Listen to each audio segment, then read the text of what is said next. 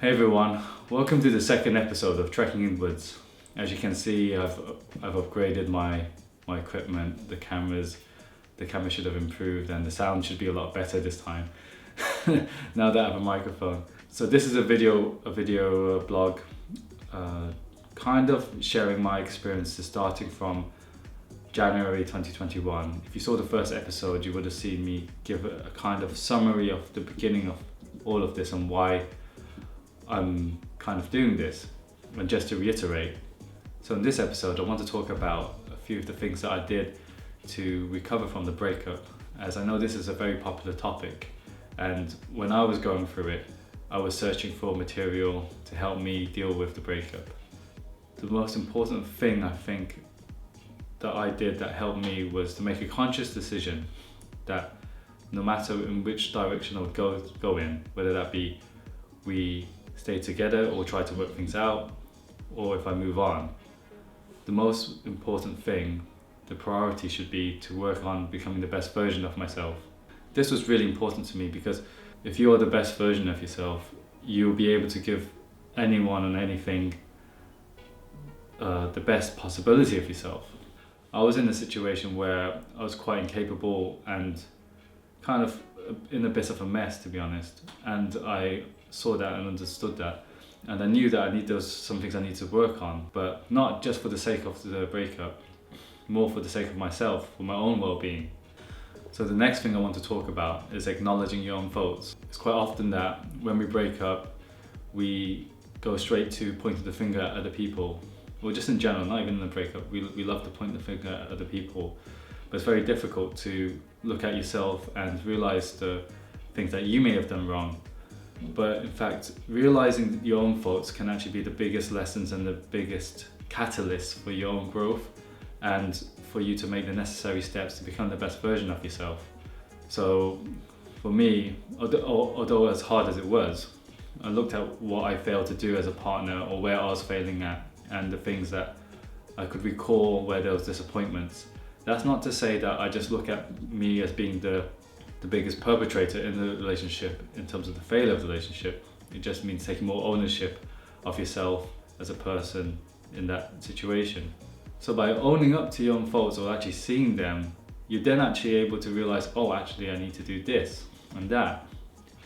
So for me, it was looking at myself physically and getting myself more active and physically fit and changing my diet, because with those things I could change my own physical well-being. I constantly felt tired all the time, and when you're tired all the time you don't necessarily make the best decisions or take the best grip of life. Spend some time with yourself. At least for me, this was a very important thing for me. I had been in a 9.5-year relationship, and during that time we had become so interwoven in our lives that to some degree I had forgotten a lot about my own. So for the first 3 weeks I would spend maybe 1.5 hours to 2 hours going to the forest without my mobile, nothing, and just stand there in nature with the trees and just sometimes meditate or close my eyes. Naturally what would happen though was loads of things would be happening in my mind, like I'll be getting pissed off or I'll be getting upset, all sorts of these emotions be running through me. When you're spending a lot of time with yourself in nature or just generally by yourself, you're kind of forced to confront yourself, and that comes with all the things you might be thinking of, all the emotions that may be running in your mind. And usually it's easier to just go and distract yourself, but then distractions just become a way of dealing with it. And I think at this point of time, what you need to do is just kind of let all of this drain out of your system. So the next thing I want to talk about is you're going to feel a roller coaster of emotions, and that's completely fine. It's going to feel sometimes like you're not in control of yourself, and you're going to feel angry, you're going to feel confused, you're going to feel upset, but this is totally valid. Give yourself time and be kind to yourself. Don't get impulsive and do something. That's why I say spending your time with yourself in nature is quite therapeutic, because you put yourself in a position where you're in a very calming, kind atmosphere where there's nothing to kind of remind you about anything. nothing to distract you. You're not going to see something on some social media that's going to trigger some memory. You give yourself some distance and time to detox this emotional roller coaster, and that will settle the more you do it. Just think about, like, if you're intoxicated and you go into a spa, you're letting all those alcoholic toxins come out, and that's why you tend to sober quicker. This is kind of the same thing for that. So given that you have all this emotional energy, I think the most important thing with this emotional roller coaster is finding a way to get it out. Find some physical activity, whether it be jogging, skipping, whatever it may be, something to burn the energy inside of you. It will help you release and get a lot of that out of you, and you will also feel a lot better.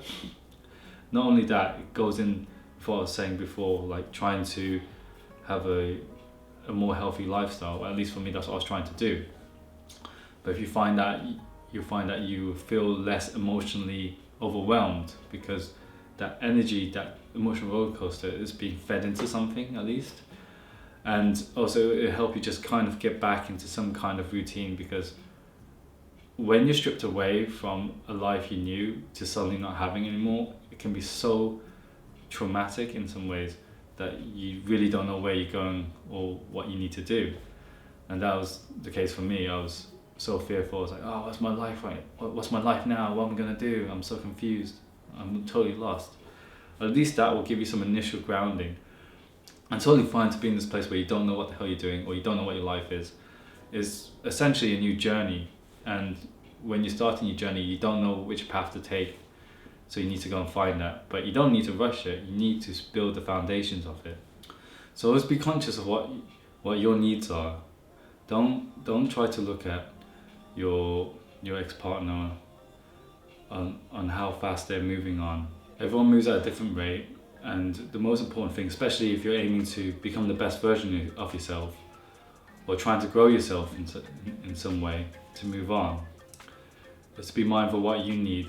So just do as much as possible for yourself. What I found really helpful in general, again, like I might have said a few times before, is disconnecting from social media, the physical activity, and having a healthy diet, and also not drinking alcohol. When you distance yourself from these things, which are distractions to help you deal with all sorts of scenarios in life, you find you kind of use them as a coping mechanism. But like I was saying, when you spend time by yourself in nature or wherever, you have to confront yourself. And this is a very scary thing, because now you're stuck with the thoughts in your head, and they're running in your head. And not only that, but also the emotional roller coaster. But with all those emotions that are running, the more you spend time with them and kind of understand them, that it is a process, understand it as a process that you're going through. Having a good support network is very important as well. So whether that be family, friends, strangers on the internet, whatever is available for you or whatever works for you is important. Getting it out of your system, sharing it with people you can trust, will just help you to know that you don't have to hold on to all of this, and it's okay not to be okay. You know, whatever feelings you're feeling are fine. It's not a sign of weakness, not a sign of failure. Just get used to sharing that. The worst thing is just holding onto it and keeping it all inside, and letting all those emotions fester inside of you. And I think with guys especially, there's a kind of notion not to show vulnerability or to share your emotions, but if you can find someone or somewhere to kind of share that, you find you don't have to hold as much of it in. And then the less you hold it in, the less it kind of has a dictation over you of who you should be or how you should feel. So if that's not available to you, one of the things I found super helpful was sharing with strangers. So I used to go to Zoom networks that was literally about sharing, having deeper conversations, and you would just talk to random people about having deep conversations, but with an openness and willingness to be vulnerable and open.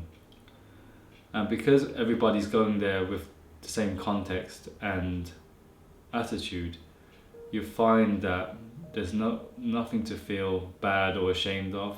Everyone has something to share, and at least with the meetup I went to, which was called Deeper Conversations, the age range, the demographic was quite wide.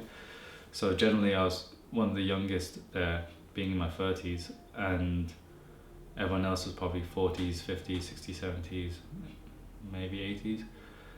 But they would have so much more life experience and empathy.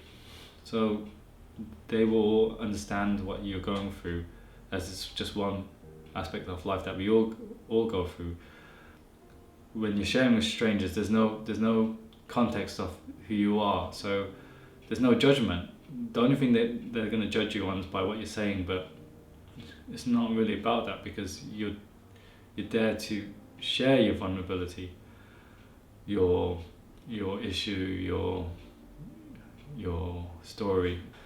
And what I think you'll find with sharing with strangers is you just connect directly on that alone, and you're just free to just speak, and that freedom will kind of, again, let it all out. And you probably speak more honestly and freely with strangers than the people you're closest with. So to wrap it all up, the things that helped me to move on in my breakup was aim to become the best version of yourself. Don't be in a rush to move on faster than anyone else. Get off social media, alcohol, eat healthily, get active, have a healthy lifestyle, at least initially in this period. Spend some time with yourself, get to know yourself. Don't be afraid to share. One of the biggest lessons I've learned is vulnerability is often confused with weakness. Vulnerability means you're comfortable, or at least sharing your vulnerabilities is being comfortable with sharing your weakness or weaknesses. But that doesn't mean it's a bad thing, because if you're comfortable with it, it means those things don't really hold as much over you. So in a way, your response to whatever things may be will ultimately determine how they affect you.